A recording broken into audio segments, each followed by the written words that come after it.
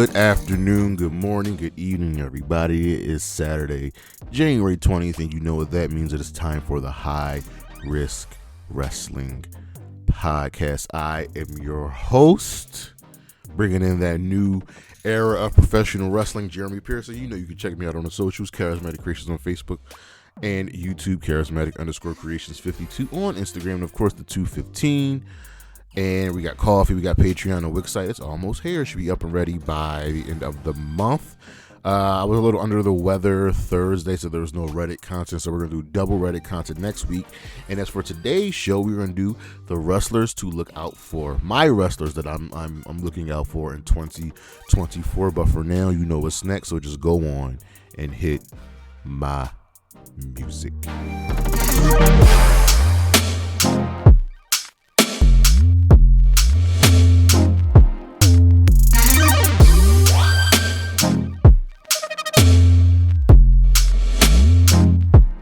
All right, now with today's episode being the wrestlers to look out for, we got 5 wrestlers for our episode list who need a lift, a pick-me-up. These people have kind of disappeared one way or another. They just are too talented to not be featured on TV. So starting with number 5, Dexter Lumis. I understand that it might be a little hard to book for Dexter Lumis. He has a unique look, but there's one easy way to get him screen time.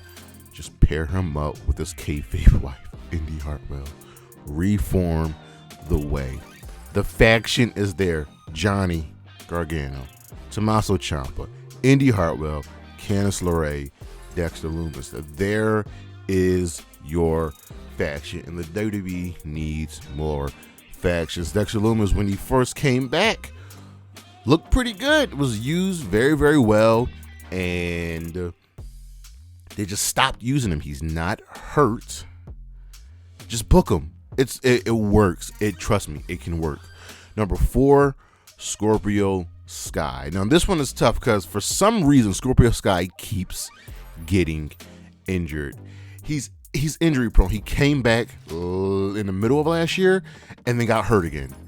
I don't know what's going on. I've seen him like one time on Ring of Honor to help his buddy Ethan Page. Scorpio Sky is too talented to not be just used. This guy, when he was healthy, was must-see TV. And I need him to be healthy and in the right mind so he can recover and be used. Number 3, Ethan Page. Scorpio Sky's tag team partner, Men of the Year. Ethan Page is also another guy that is too talented to not be used on TV. I understand that Dynamite's Rampage Collision can be crowded, but right now he's being used in Ring of Honor. Use him in Ring of Honor like TV champion, world champion, whatever. You can build your Ring of Honor roster around a couple guys and really have that roster shine, have that show shine. Ethan Page can be one of those guys. Number 2, Shayna Baszler. The fact that Shayna Baszler has not been women's champion of the main roster yet is astounding. She was dominant in NXT. She was one of the greatest NXT champions ever. Unbeatable, unbreakable, unshakable. And then she gets to the main roster and she's a vampire, or she's been in tag teams. She's been in so many tag teams on the main roster. And right now, she is still in a tag team. Shayna Baszler's too good to not be women's champion. And she, with the right booking, with her old NXT booking, can be a very, very believable, incredible challenger to Rhea Ripley. And it's really absurd for her not to be pushed that way. And number 1, the Unholy Union, Isla Dawn and Alba Fire. This one annoys me so much because I like both of these women a lot. And yes, they just had a tag team match, a tag team title match on SmackDown. But what did they do to deserve the match? The last time we saw them before this past Friday was like the Christmas episode of SmackDown, and before that, I think it was like Halloween. They're rarely featured on TV, and yet they're one of the best women's tag teams in the company, and they just don't get used. They have a unique look, a unique moveset. Hell, Alba Fire, formerly Kaylee Ray, is and was the longest reigning. She was the longest reigning United Kingdom NXT United Kingdom Women's Champion. What is going on? Push these women. Use them. It's not hard, and that's why we're gonna end it there, because I'm about to go into a total rant. Use Isla Dawn. Use Alba Firemore. That's the episode list, and we'll be right back with our Superstar Spotlight.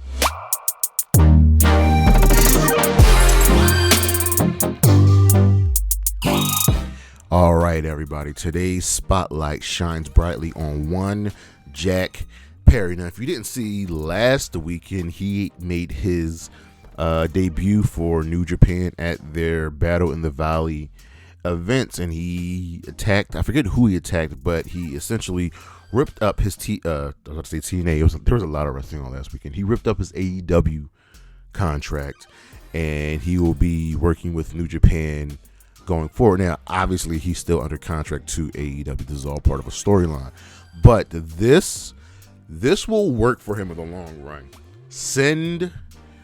I can see AEW using kind of New Japan as like a background feeder system. Hey, we can't get you featured here. Go do a stint in New Japan.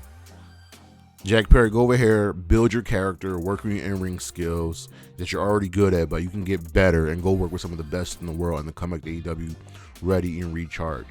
This is going to work. The heel thing that he was doing recently, it was fine. It wasn't great. I feel like he's better suited for the Jungle Boy persona. You could just call him Jack Perry, but I feel like he's better as a babyface, and I'm essentially waiting for him and Luchasaurus to reform. But let him do the heel work in Japan. Let him get the skills. Let him grow some more, because when he comes back to AEW, he's going to be $1,000,000. Jack Perry, the spotlight is currently on you. What will you do with it? We'll be right back.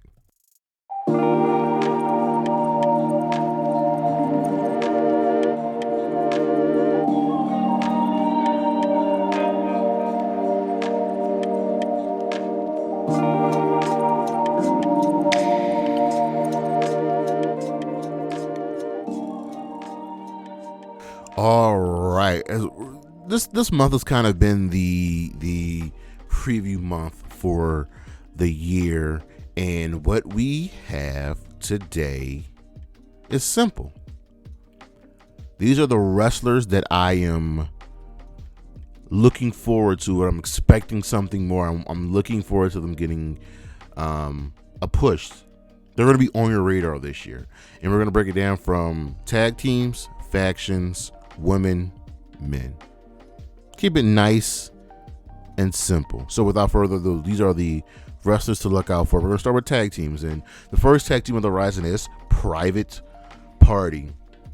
Mark Quinn has returned from injury, and recently they teamed up, Mark Quinn, Isaiah Cassidy, to take on and defeat Top Flight in a pretty good match. Get the ring rust off of Mark Quinn. Private Party, they are, for all intents and purposes, AEW originals. Remember them in the inaugural tag team tournament defeating the Young Bucks? They've beaten a lot of top teams and have never really gotten like a fair shake. They're really good at what they do. They've tried the heel roll and it doesn't work because fans want to cheer for them. Putting with the Hardys, making the Hardy Party worked. And it looks like we have something on the horizon between the teams of Private Party and the Hardy Boys. It's time for them to win gold. They're one of the few AEW original teams that haven't won gold yet. They've not won gold when they were together. The Proud and Powerful haven't won gold. The Best Friends haven't won gold.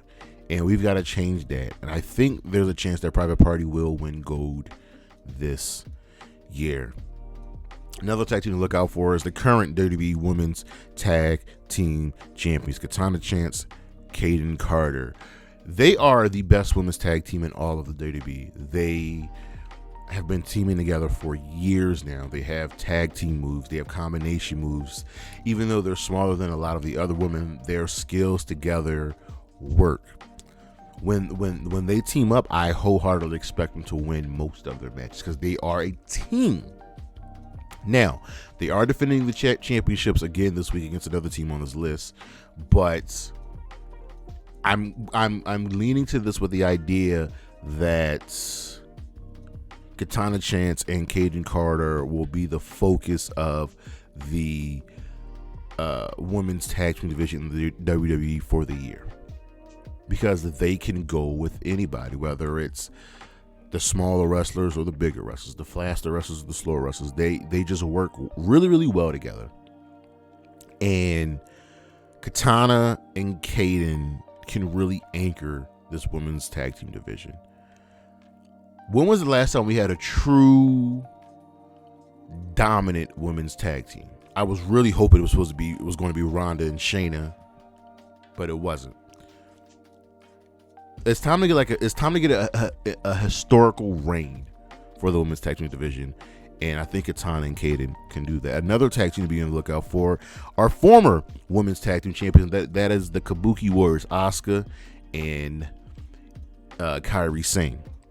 Now, they are facing Katana and Kayden next week for the tag team titles. Will they win? Maybe. Will they be champions this year? Yes. Between the combination of the Kabuki Warriors, Asuka and Kairi, then you have the Sky Pirates, Io and Kairi. They're just going to be good.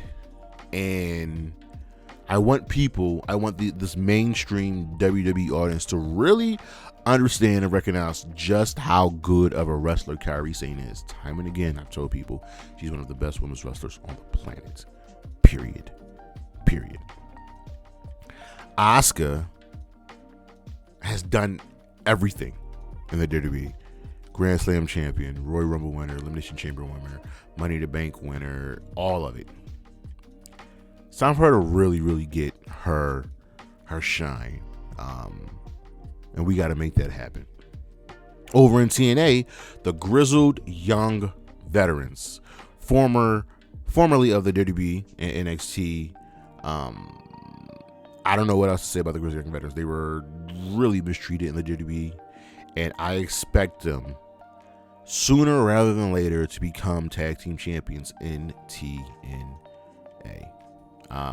As much as I like ABC and as good as ABC are, their reign is coming to an end. Grizzly Young Veterans were, in my opinion, the marquee signing over Nick Nemeth that TNA signed. And we're going to get some truly, truly incredible tag team wrestling from James Drake and Zach Gibson. They're just that good. They got the time to shine at NXT the first go around in black and gold, not in the colorful brand. And lastly, the Street Profits. It's been a minute since the Street Profits were on top. Really, really has. It's been a minute since the Street Profits were on top. But teamed up with Bobby Lashley, they were trying to do this heel thing, and it wasn't working. But now as faces, I think it's going to happen. We're going to get back to making them, one of the top teams in the WWE. And don't be surprised if they win gold this year. Don't be surprised if the tag team titles get split up.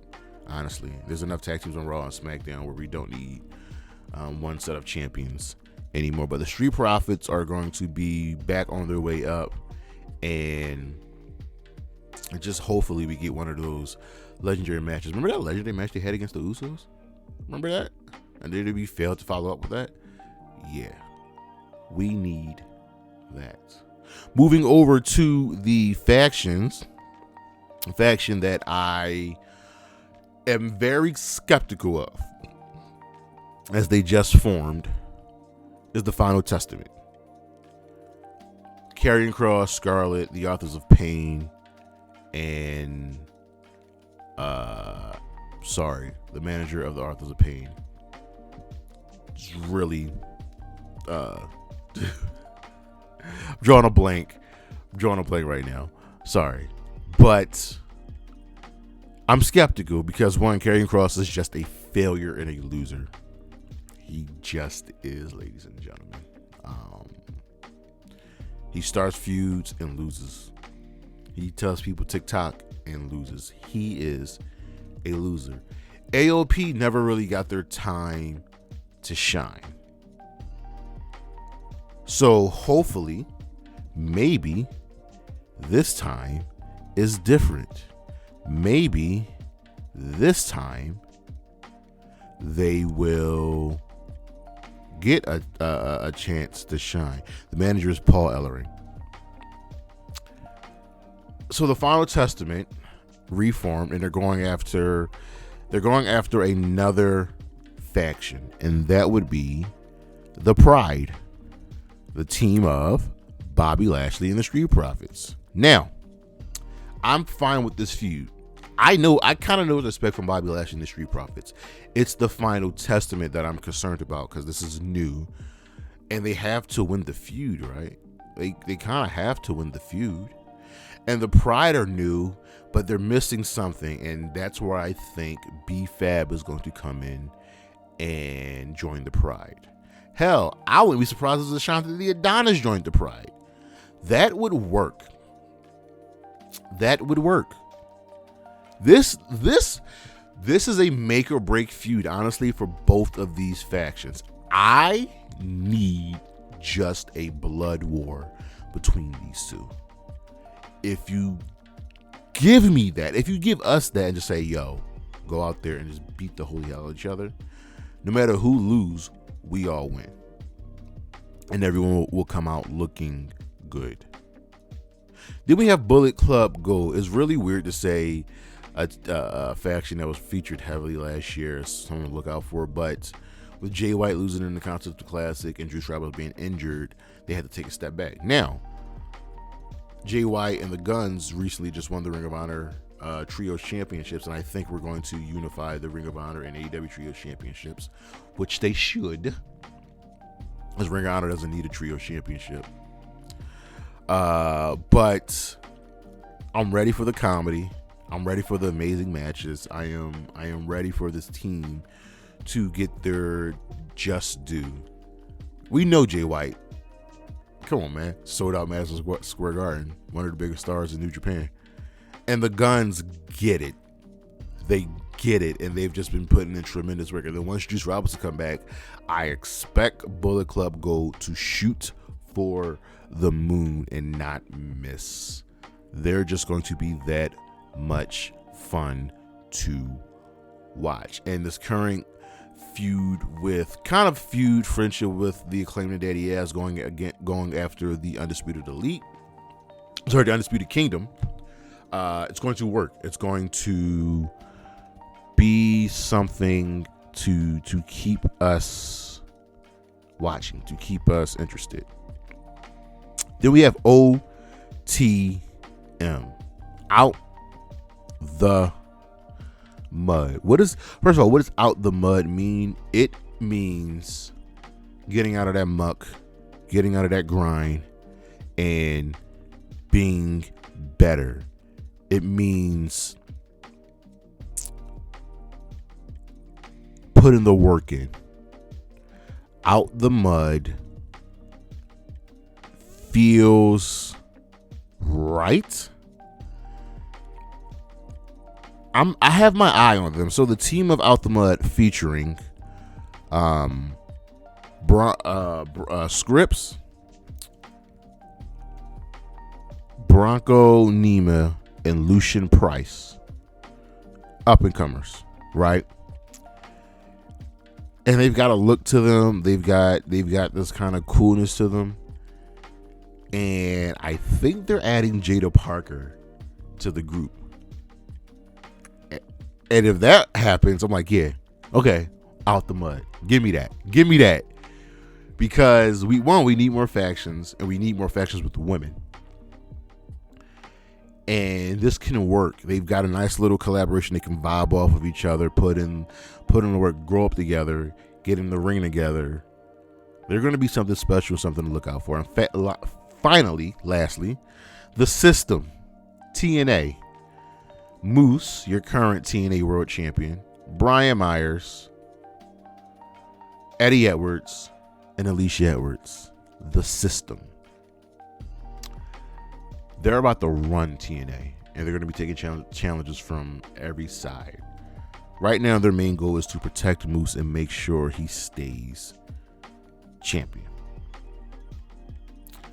They came together recently, got some W's. They're going to keep getting W's, but we don't have a lot of factions in TNA. This can be that dominant faction right now. I like this group because they all have a goal and they know what their mission statement is. Moving on to the women's side of things, Serena Deeb, the Professor, the Women of 1001 Holds, just coming back. We've been running these vignettes on AEW of her talking about her story. Remember, if you didn't know, she was having some seizures and just couldn't wrestle. But now she's coming back. She hasn't made her return yet into the ring, but she is ready to just hurt people. Really, if we can push her like the way NXT had pushed Shayna Baszler, Serena Deeb is going to be really, really something special. The Professor is so good at what she does, and with Deonna Purrazzo now in AEW, this is one of the honestly dream matches and marquee matches that I'm hoping they pull off. Tony Khan, just give me 20 minutes of Serena Deeb and Deonna Purrazzo exchanging holds and just putting on a technical clinic. I want it. I want it so bad. I want it so bad. But I can't wait for Serena Deeb to get back into the ring. Next up, we have Ash by Elegance in TNA. The former Dana Brooke signed with TNA, and she's going by Ash by Elegance. I don't know. I don't get it. I am interested. It's like she's a perfume or something. Like, who is Elegance? I think she's Ash, but is she Elegance and is somebody else? Like, it's I can't wait. She has my attention, and people are calling her Toni Storm. I'm like, yo, she ain't got a promo. She hasn't had a match. And mind you, she wore this glitter gear before in the WWE. This was a gimmick she tried to get in the WWE many, many times, and they kept telling her no. No one has ever questioned Dana Brooke's work ethic. Nobody. She just never got a shot. Yeah, she was in the company for a good minute, but she truly, truly never got a shot. And TNA is the perfect company. TNA is the right company to give her a shot. It's going to work, and it's going to succeed. Ash by Elegance. Whatever happens, my eyes are on her. You're going to have to watch her because it's going to be unique. And wrestling always needs something and someone unique. How about Queen Aminata? Yes, she has signed with AEW. We didn't get the Queen Aminata's All Elite, but if you can pay attention with the matches she's been having and kind of how they've been longer, they've been going from squash matches to all the matches with her really, really getting some shots in. That tells me that they're high up on her. She's going to make her bones taking hard losses here and there on AEW. Kind of like Takeshita did in his first year before she moves over to... I think she's going to move over to Ring of Honor and be really, really, really good there. That's where she's really going to shine. And well, I'll put it to you like this. You move her over there with Anna and Billy and Diamante and Mercedes and all the other women they got there. Ring of Honor will end up having a really, really good women's division. that will be featured pretty well. The Renegade Twins, Kiera Hogan, Lady Frost, Layla Gray, Marina Shafir, Rachel Ellering, Trisha Dora, Renegade Twins, Taya Valkyrie. Ring of Honor has a really good women's division, which I'm really excited to see now. Queen Aminata is really going to help elevate that. She's going to get her shot. She's going to get her chance. And she's definitely going to be, I think she's definitely going to be slated right into that women's TV championship scene. And it's just going to work. It's just going to work. Another woman who's been in the company for a minute, who's in the AEW original, who I think is finally really putting it all together, is Anna Jay. Now, y'all know me. Y'all know I love Anna Jay. Oh my God, I love that one.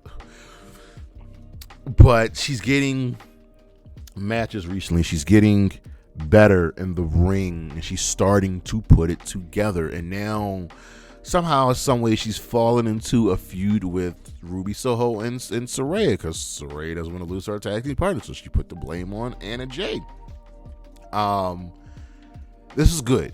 With Anna's tag team partner, Ty Mello, out right now, raising her newborn. Anna gets time to shine as a singles wrestler. She even got the win a week or two ago in the homecoming match, but then took a loss to Deonna Purrazzo. But that's okay. Losing to Deonna Purrazzo doesn't hurt. Anna Jay, the one thing she needs to work on is what does she does in the ring. Like, she has the kicks. She can be aggressive with the strikes, but her finisher is a submission. But she's not really a technical wrestler. She needs to tweak something, and I think once she puts that together, watch out for her. And lastly, another new TNA signing, Xia Brookside, the daughter of Robbie Brookside. She's a former NXT UK women's wrestler, and she was never really going to work well in WWE. They just have too many people. But guess who's perfect to work for? TNA. I thought she could have signed with New Japan as well. Xia Brookside's only 25, I believe. And she is a wrestler. She has wrestling in her blood. It's going to be good. It's going to be good over there for her in TNA. And TNA is the forbidden door, so she can always go back and work for Stardom, do some stints in Stardom. But she's going to shine in TNA. She's one of their marquee signings.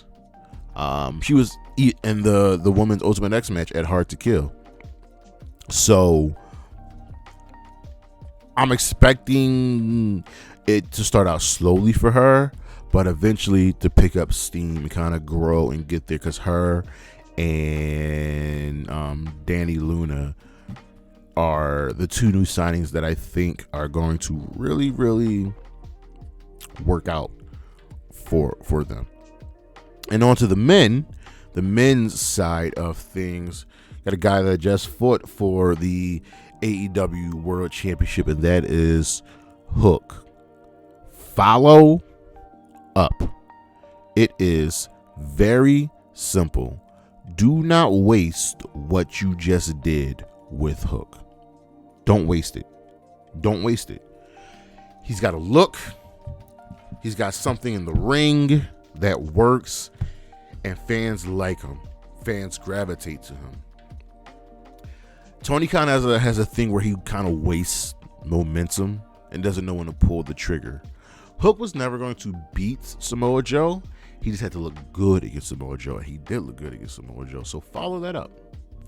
Start putting him in actual feuds. I mean, I can think of his truly first real feud was probably with Jack Perry. And we saw how that worked out. It was fine. But now you went against the world champion. What are you going to do next? Another guy that AEW is going to push It's a kind of a legend in this business. This is Jay Lethal. Whatever is going on with him and Jeff Jarrett, I'm kind of here for it. Actually, I'm kind of excited to see what's going to go down. Jay Lethal has done it all and is a name in this business that we all know. So Jay, ladies and gentlemen, will be doing something fantastic this year. What it'll be, I don't know. But the Continental Classic did something to him. The Continental Classic brought out this edge in him. He lost a lot of matches. He had to be better. And he's going to be better. We're going to get the serious side of Jay, and he's going to be built back up. He's going to get those wins. I expect him to go over Jeff Jarrett. I expect their feud to be kind of crazy, if I can be so blunt. Jay Lethal's the kind of strong hand that you want in a wrestling company. So I want to see where things fall with Jay Lethal. Maybe a stint back in Ring of Honor would work. Like a good little feud between him and Eddie Kingston for the Continental Crown. That would be some good stuff. How about Jinder Mahal, former WWE champion, just had a World Heavyweight Championship match on Raw. Don't hinder the Jinder. Build him back up. He is a former WWE champion. You can't take that away from him. This man, at one point, was the top star in the company. He held the top prize. You cannot hinder the Jinder. He has Indus by his side. He has a good look. He knows what he's doing on the mic. His in-ring storytelling might not be the greatest, but you love to hate him, and he's not wrong. When heels tell the truth, that's when they're at their best. Jinder Mahal, who remembers Jinder Mahal winning a fatal four-way match at WrestleMania to win the United States Championship? Who remembers that? He's got accolades, and yet he's just falling by the wayside. I think this year is going to be different. I think we're going to see the revitalization, the resurrection of Jinder Mahal. It has to happen. It feels right. It feels right that Jinder Mahal would get a push and go back to being somewhat where he used to be. I just want it to happen. I crave it. I yearn for it. Don't hinder the Jinder. A new AEW signing, and we've been seeing him featured on TV a lot recently, is Brian Keith, the bounty hunter. This guy's good. He's been really one of the best indie wrestlers in the business for a long time now. He's finally going to get time to shine. Can I get a faction of Hangman Page, Brian Keith, and Bandito? I just want it. I gotta just want it. But here's what I'm looking forward to with Brian Keith. Put him in Ring of Honor and make him one of your top guys in Ring of Honor. That would be beautiful. Brian Keith is really good and deserves a shot. And I think he's going to get that shot. Because Tony Khan doesn't just sign people to sign him. Well, that's not true. He does sign people to sign him. But a lot of his signings have meaning, and I think this one will have meaning. Brian Keith is ready. Like, I don't think he'll ever be a top star in AEW, but in Ring of Honor, yes. Yes. And I'm hoping that's what they do with him. And lastly, your new AEW Digital Media Champion, Crazy Steve. We did a Superstar Spotlight of Crazy Steve a couple months ago. He's the guy. He's the guy that I think will truly stand out this year in TNA. They've been telling a story and they've been telling it right. Doing the matches, been putting in the work. Crazy Steve he's a madman. And you need that. Honestly, I feel like we need somebody to replace the Abyss role. We got PCO, but PCO's doing his own thing. Crazy Steve is now the Digital Media Champion, and I expect him to have a nice long reign.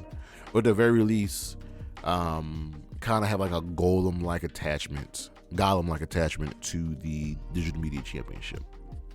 He finally has some Tommy Dreamer, and I think you can really build that belt around him, having him do whatever it takes to retain. Crazy Steve is a guy that ultimately works mainly in the WWE, mainly in TNA. Not WWE, but TNA. And I'm ready for it.